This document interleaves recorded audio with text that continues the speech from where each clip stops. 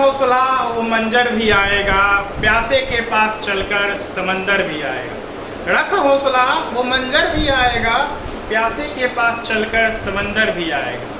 थक हार के ना बैठो ए मंजिल के मुसाफिरों, मंजिल भी मिलेगी और मिलने का मजा भी आएगा।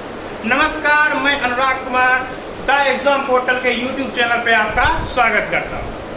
संग्राम सर और द एग्जाम पोर्टल टीम की एक नई पहल, अब द एग्जाम पोर्टल पर मैथ्स और रीजनिंग भी। जी हाँ, आप बिल्कुल सही सुने, अब द एग्जाम पोर्टल पर मैथ्स और रीजनिंग की भी व्यवस्था की जा रही है। तो सभी लोग ज़्यादा से ज़्यादा संख्या में द एग्जाम पोर्टल से जुड़े और अपनी तैयारी को एक नया आयाम दें। तो चलिए अब हम लोग आगे बढ़ते हैं और देखते हैं कि क्या होता है कॉम्पिटिटिव मैथ्स। कॉम्पिटिटिव मैथ्स के अंतर्गत हम लोगों को क्या पढ़ना होता है, कैसे पढ़ना होता है। तो चलिए आगे बढ़ते हैं और देखते हैं कि क्या होता है मैथ्स। जो कॉम्पिटिटिव मैथ्स है हम लोगों का, वो दो पार्ट्स में बटा हुआ है। वो कितने पार्ट्स में बटा हुआ है? दो पार्ट्स में। और अगर हम लोगों को मैथ्स मजबूत करना है तो वो दोनों पार्ट पे हम लोगों का अच्छा कमांड होना चाहिए। चलिए देखते हैं कि क्या होता है दो पार्ट्स। मैथ जो है हमारा दो भाग में बटा हुआ है। एक भाग बहुत लोग जानते होंगे कि दो पार्ट्स क्या क्या होता है, एक अरिथमेटिक बोला जाता है और एक एडवांस बोला जाता है। लेकिन हम लोग यहाँ अच्छे से देखेंगे कि मैथ्स जो कॉम्पिटिटिव मैथ्स है वो दो पार्ट में बटा हुआ है। तो कौन सा दो पार्ट है? मेरे हिसाब से कॉम्पिटिटिव मैथ्स जो है वो दो पार्ट में बटा हुआ है। उसमें फर्स्ट पार्ट जो है वो आपका है कैलकुलेशन, ठीक है, और दूसरा पार्ट जो है वो है मेथड का, ठीक है। आप को अगर कोई भी क्वेश्चन सॉल्व करना है तो उसमें कैलकुलेशन आएगा, उसमें उस क्वेश्चन को सॉल्व करने का मेथड होता है, ठीक है ना। तो हम लोगों को अगर मैथ्स पे कमांड करना है तो ये दोनों चीज पे कमांड करना पड़ेगा, ठीक है। चलिए तो अब हम लोग आगे बढ़ते हैं, ठीक है। तो चलिए अब हम लोग देखते हैं कि कैलकुलेशन क्या होता है, कैलकुलेशन के अंतर्गत क्या क्या करना होता है। तो जनरली कैलकुलेशन के अंतर्गत हम लोगों को 1 से 30 तक का टेबल करना होता है। 1 से 30 तक का क्या करना है? टेबल करना है। पहाड़ा जिसको हम लोग हिंदी में बोलते हैं, पहाड़ा 1 से 30 तक याद होना चाहिए। दूसरा 1 से 30 तक का कम से कम हम लोगों को स्क्वायर्स याद होना चाहिए। स्क्वायर्स वर्ग जिसको हम लोग बोलते हैं। 1 से 20 तक का कम से कम क्यूब होना चाहिए याद हम लोगों को, क्यूब्स, ठीक है। और हम लोगों को जनरली एलसीएम एचसीएफ जो होता है वो निकालने अच्छे से आना चाहिए।